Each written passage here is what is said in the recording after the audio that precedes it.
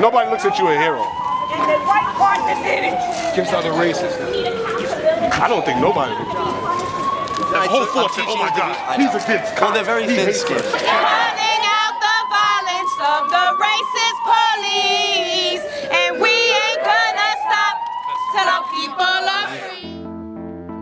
I desire not for their hurt, but to convince them of their strange absurdity of their calling, whose words and actions are so diametrically opposite. How will the cry for liberty and the reverse disposition for the exercise of oppressive power over others agree? I humbly think that it does not require the penetration of a philosopher to determine. By Phyllis Reed. What to the American slave is your 4th of July? A day that reveals to him more than all other days of the gross injustice and cruelty to which he is the constant victim. To him, your celebration is a sham. A thin veil used to cover crimes that would disgrace a nation of savages. There is no other nation on this earth guilty of practices more shocking and bloody than are the people of these United States at this very hour. Frederick Douglass. You must not know where Bob comes from. From police beating Negroes' heads. Every time a cop would beat a Negro with that big club, that old club would say, Bob, Bob, bebop. And then the Negro would holler, woo! Now that's where Bob comes from. Beating right out of some Negroes' heads into the horns and the saxophones and the piano keys that play it. In some parts of the American country, as soon as the police see me, they'll say, boy, what you doing in this neighborhood? And then I'll say, coming from work, sir. They say, where you work?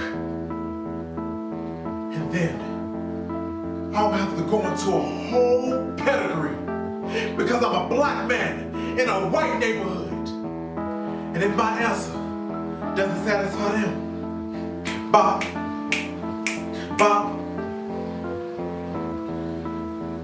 by Langston Hughes. But the whole thing was a miracle.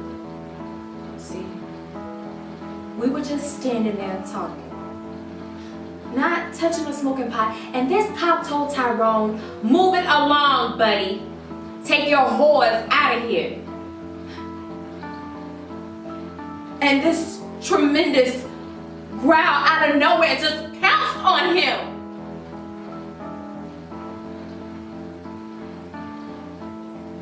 To this day, no one can explain how it happened. And none of the zoos or circuses within 50 miles have reported a panther missing. Nikki Giovanni. I want you to notice first that these young men practice civil disobedience. Civil disobedience is based on a commitment to conscience. In other words, one who practices civil disobedience is obedient to what he considers a higher law. There comes a time when a moral man can obey a law which his conscience tells him is unjust. You see, good moments have come often because of those individuals in every age and every generation that were willing to say, I will be obedient to a higher law. People who said, I must be disobedient to a king to be obedient to the king.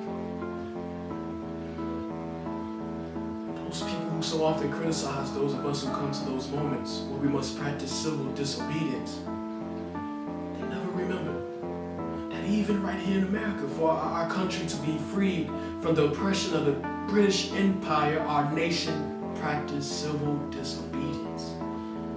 For what represents civil disobedience more than the Boston Tea Party?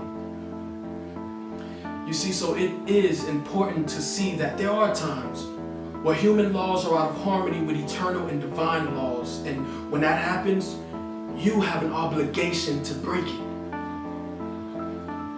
Reverend Dr. Martin Luther King Jr. Change will not come if we wait For some other person or some other time. We are the ones we've been waiting for. We are the change that we seek.